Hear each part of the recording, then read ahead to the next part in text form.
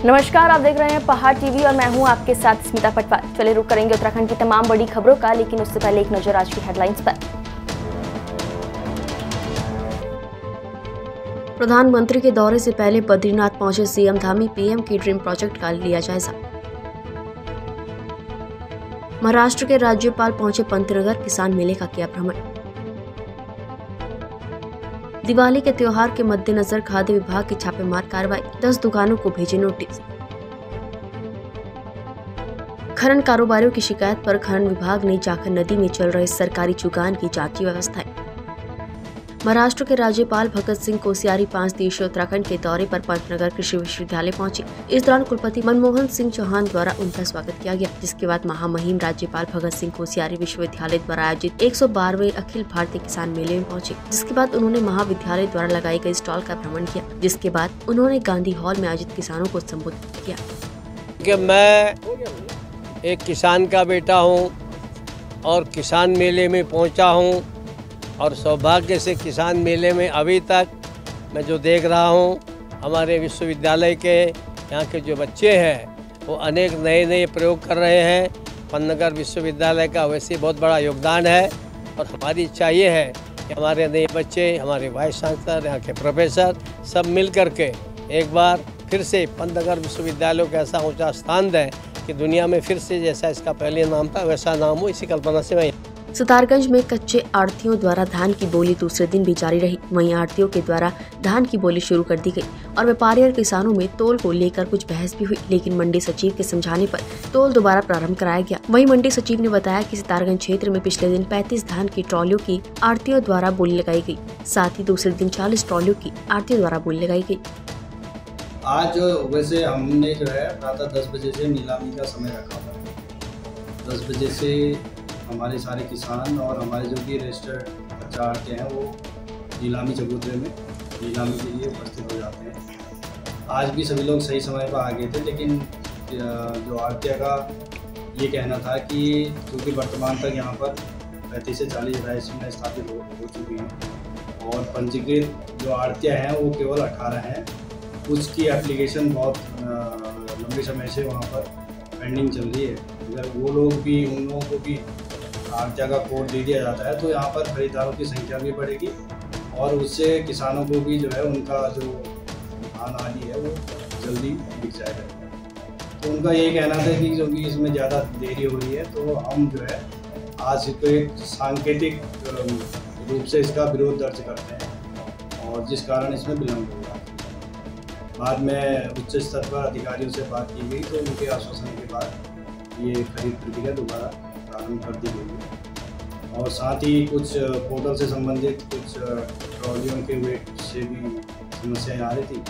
वो भी हमने अपने जो टेक्निकल हमारे विशेषज्ञ हैं उनसे बात करके और उनके द्वारा आश्वस्त किया गया कि वो भी रिजॉल्व कर दी जाएगी। लक्सर व्यापारी सुनील बंसल के यहाँ बदमाशों द्वारा की गई वारदात के बाद खानपुर विधायक उमेश कुमार उन्हें सांत्वना देने पहुंचे। उन्होंने व्यापारी परिवार को हिम्मत बनाते हुए कहा कि वो उनके साथ हैं। पीड़ित परिवार की सुरक्षा की दृष्टि से एक पुलिसकर्मी की और नियुक्ति की बात उन्होंने उच्च अधिकारियों से की। उन्होंने कहा कि बदमाशों का मकसद लूट नहीं है, उनका मकसद व्यापारी परिवार के ऊपर हमला करना है। गंभीर है क्योंकि जिस तरह एक व्यापारी परिवार की रेकी की जा रही है और पहले भी ये घटना हुई थी कि बदमाश अगर वो 1 सेकंड पहले दरवाजा बंद नहीं करते तो उस दिन भी बड़ी घटना घर में परिवार के साथ हो सकती थी। मुझे लगता है इस मामले को प्रशासन को बड़ी गंभीरता से लेना चाहिए।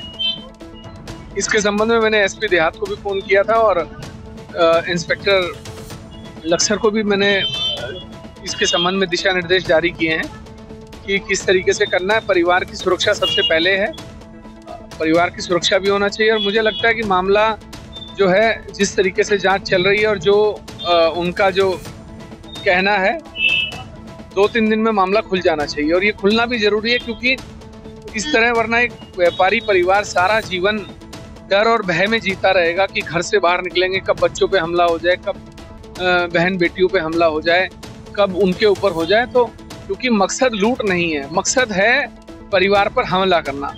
भरे बाजार में दिन में लूट नहीं कर सकते, संभव नहीं है।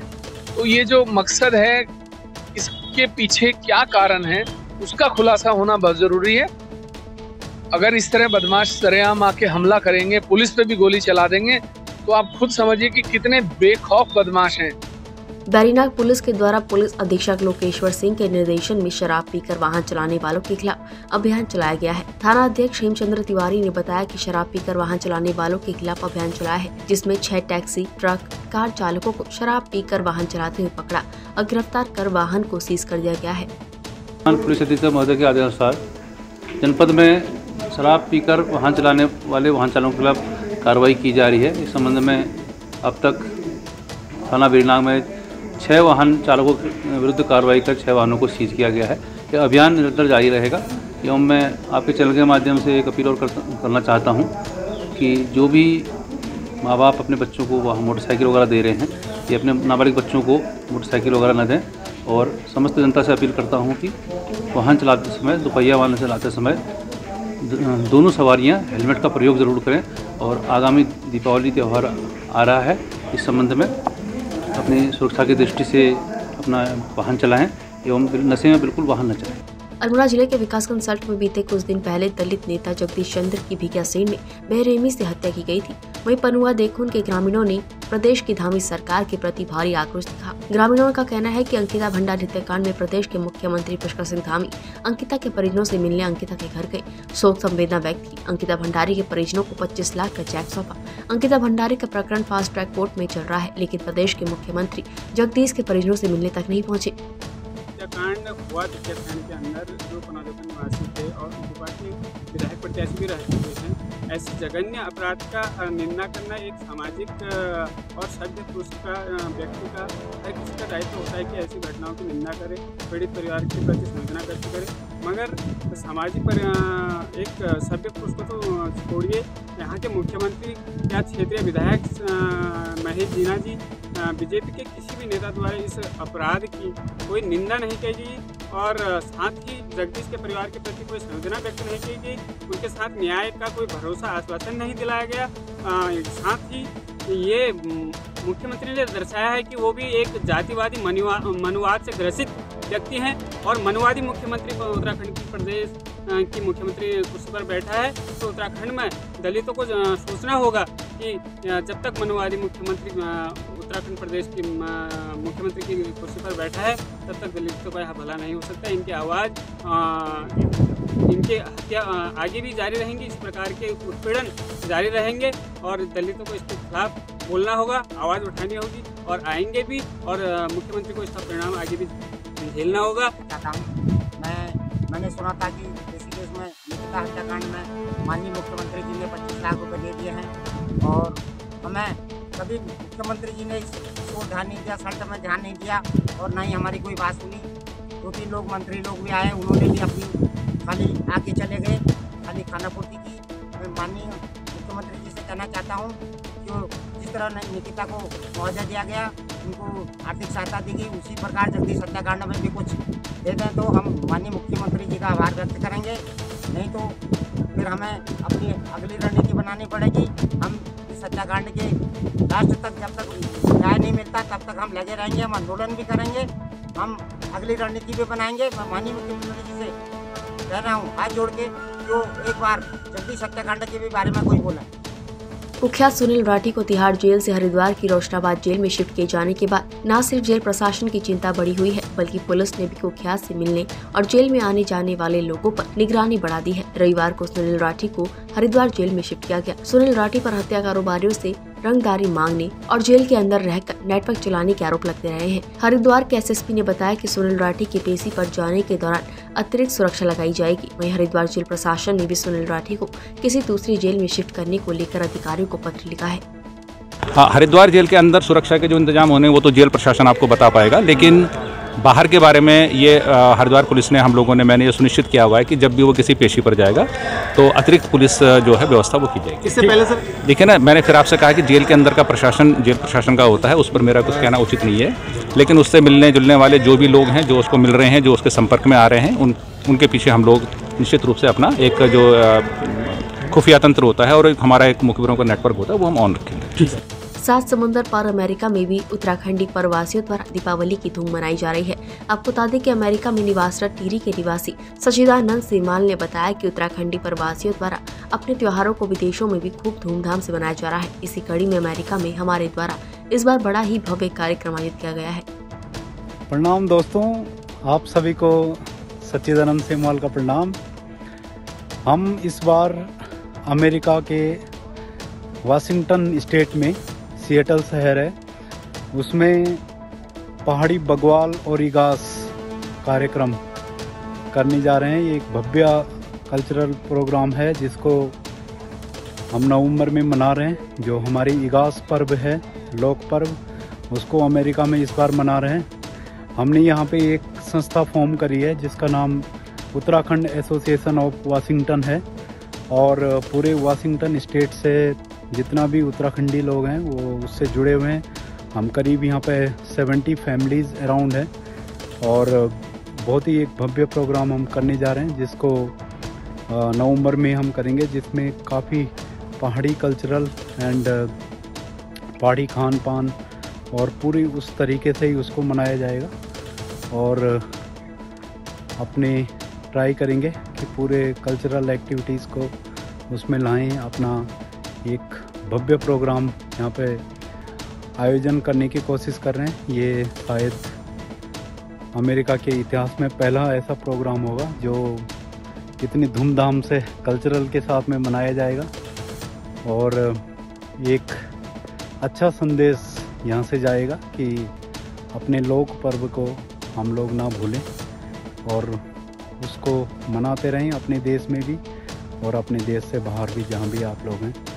तो इस तरीके से आप लोगों का सहयोग मिल रहा है हमें।